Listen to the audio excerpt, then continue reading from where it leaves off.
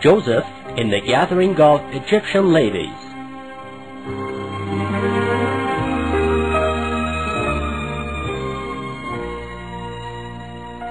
Gradually, the women of the city became informed of the disturbances Aziz's wife caused Joseph, and this became the favorite subject of their gossip in the gatherings.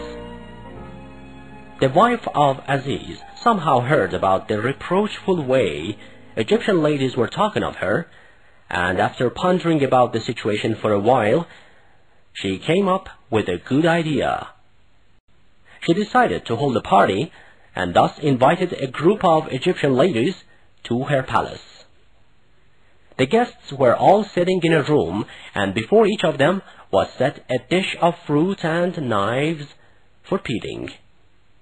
While they were peeling the fruit with knives, Aziz's wife called Joseph in. When Joseph entered the room, the women, shocked and amazed at watching that extremely charming and angelhood man, cut their fingers instead of the fruit and said admiringly, "He is not a human being.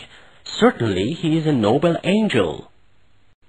Aziz's wife, who was quite satisfied with her success, turned toward them and victoriously said, "This is the same Joseph you have already heard of, and the one who works in my house, and I begged him to be a little more intimate with me, but he did not accept, and that was the whole thing." That day passed, and Aziz's wife resorted to any possible plan and trickery she could think of to draw Joseph's attention. But Joseph was always rejecting her until she got completely disappointed. On the other hand, Joseph was gradually confused and harassed by her temptations and passionate deeds. So he turned to God and sought refuge in his power and said, "My God, prison is much better for me than my present situation. If you do not take these women away from me, I may get trapped in their devilish temptations and commit a sin." God responded to Joseph's praying and saved him from that great sedition. The wife of Aziz, having been disappointed from tempting Joseph, went to her husband and started to complain by saying, "Joseph has ruined my reputation among the Egyptian ladies and made me notorious in the city. Now there is no more honor left for me in the eye of public.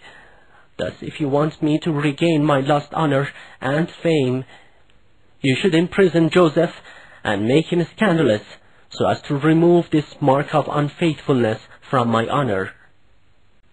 Although Joseph's innocence had already been practically proved to Aziz, he was greatly impressed by his wife's words and thus ordered to imprison the innocent Joseph.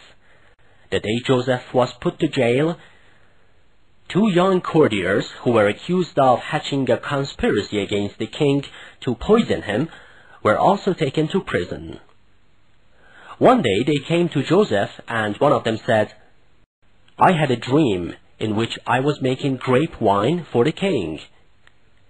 The other one also said, "I also had a dream in which I saw there was some bread on my head, and the birds were eating them." Now tell us what the interpretation of these dreams are, for you seem to be among the virtuous, and you are surely of the nobles.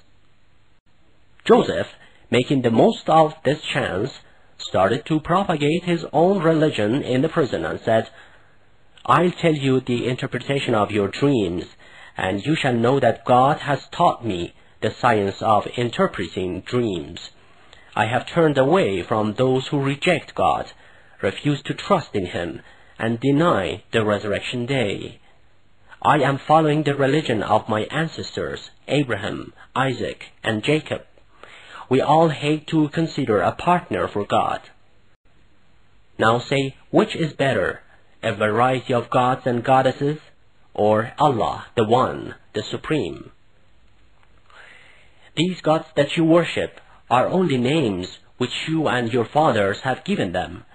There is no proof for their existence, and they have never been approved by God. But as to the interpretation of your dreams, I shall say that the first of you, who had the dream of making wine for the king, will soon be freed from the prison, and will regain his previous position as a winemaker. But the interpretation of the second dream is that he will soon be sentenced to death and hanged, and the birds will feed themselves from his brain. These are the interpretations of your dreams. Then Joseph called the man who was going to be relieved and said to him, "When you return to the court, tell the story of my innocence for the king. Maybe he will order to relieve me from prison." But the man, after being relieved, forgot Joseph, and Joseph remained in prison for several years.